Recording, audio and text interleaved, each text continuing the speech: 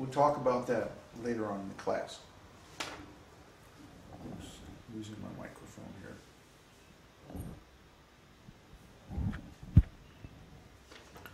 The third verse, 2.9.35, Kṛṣṇa says, O Brahmā, please know that the universal elements enter into the cosmos and at the same time do not enter into the cosmos. Similarly, I myself also exist within everything created, and at the same time I am outside of everything. Well, now you might say, well, this is illogical. And it is illogical according to material logic, Aristotelian logic. We have a whole bunch of podcasts on the subject of logic. If you go to the main podcast page on our site, you can find these podcasts which are called spiritual logic or transcendental ontology. Those two podcast series talk about material logic, which is also called Aristotelian logic, and spiritual logic, which is also called transcendental logic.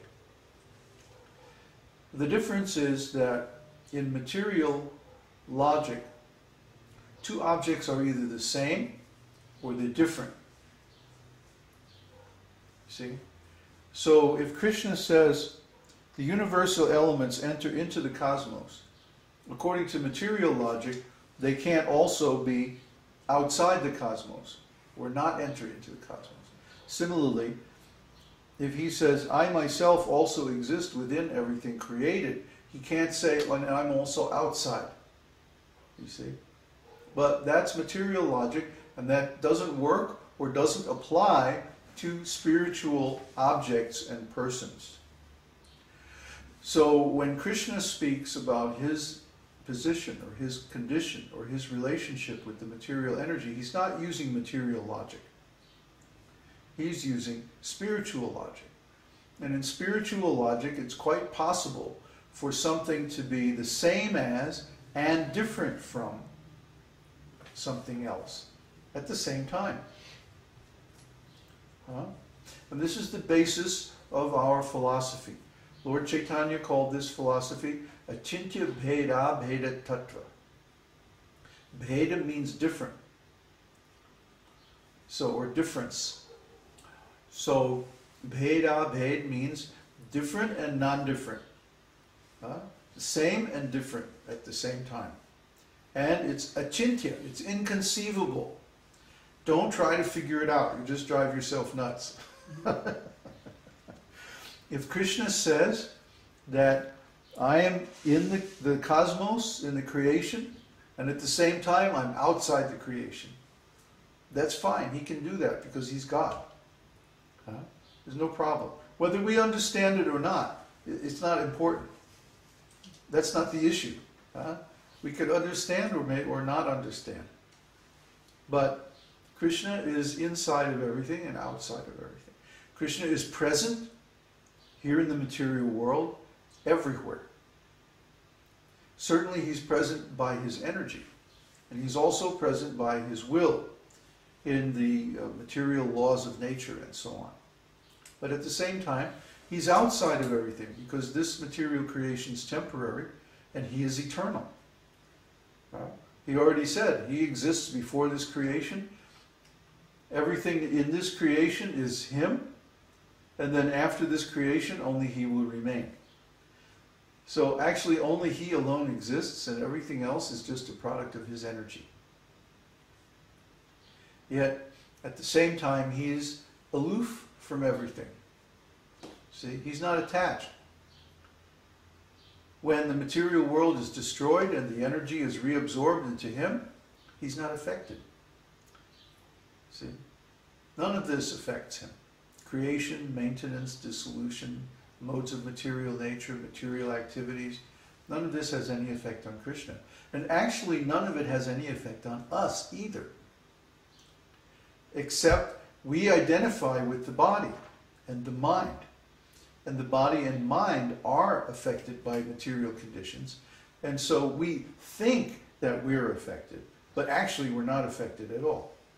because we're spirit souls. We're eternal like Kṛṣṇa. We have similar spiritual qualities to Kṛṣṇa.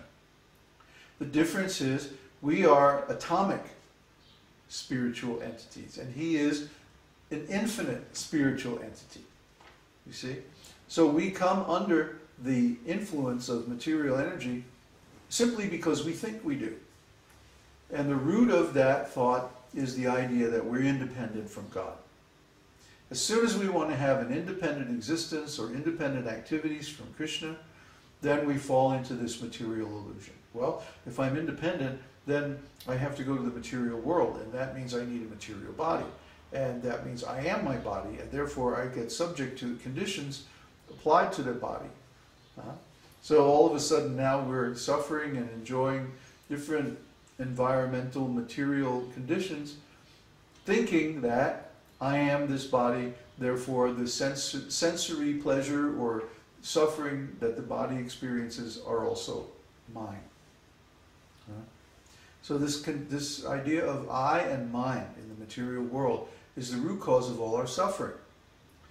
And Kṛṣṇa here gives the key to getting out. To understand that we are in the material world, but at the same time we're not in the material world. Just like Kṛṣṇa. We're within everything, but at the same time we're outside of everything. It's just a point of view. And by your will, you can accept either point of view. You can accept the point of view that I am my body and whatever happens to the body affects me. Or you can say, I'm independent of this body. I'm just riding in this body, like Kṛṣṇa says. That in 1833, Bhagavad Gita 1833, Kṛṣṇa says, the body is like a machine made of material energy. And the soul is just riding in it. That's the actual position. When we realize that, then we become free of the sufferings and enjoyment of the material body. Somebody might say, well, I don't mind the enjoyments, but the sufferings, are bad. So I'll just be detached for the suffering, but then I'll come back and enjoy the enjoyment. No, it doesn't work that way. That's rascal. Either you are this material body or you're not this material body. Now make up your mind. Because if you become detached from the material body, then you're detached from everything. The suffering and the enjoyment. You can't have it both ways. So finally, Kṛṣṇa says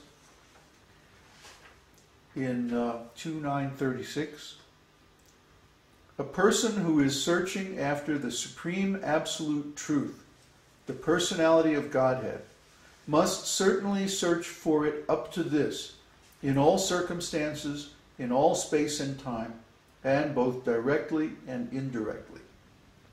This is a sweeping statement. This is a huge statement. If you want to know the truth, then you have to search out the Supreme Personality of Godhead. You ultimately have to come face to face with Kṛṣṇa. Kṛṣṇa is the absolute truth. He is the fundamental truth or nature of existence that never changes. He is the supreme cause. All other causes are indirect causes that emanate from him. So if we want to have a happy life, if we want to have self-realization, if we want to understand the supreme absolute truth, we have to realize Kṛṣṇa. And of course, that's pretty easy to do. All we have to do is chant his holy name and follow his instructions. So, actually, I was thinking this the other day. Somebody wrote me a letter, wrote me an email, and basically said, well, now I'm about to get out of college, and I'm trying to figure out, should I get a job, get married, have a family, have children, take care of my parents and do all this stuff? Or should I try to be renounced and live the life of a sadhu? And well, of course you can imagine what I wrote him back. But why should you take so much trouble? If you're already a devotee, why should you get married, have a family, have a job, take all this trouble and annoyance and frustration, suffering and responsibility. This is so hard. Yes, you can be a devotee under those conditions. And there are many devotees who are householders and have family and like that. But if you are in the point of your life where you haven't developed all these attachments, then why should you go into them if you know you have the choice? It's one thing if you have no choice. If you're so lusty or so attached, or you're in some situation where you don't know the absolute truth and you get married and you get into all that stuff, and then you find out, oh, actually, this is not I'm not my body, and this is not my wife and children, this is not there's all this material stuff doesn't belong to me. You find out the truth about spiritual life, but you're already in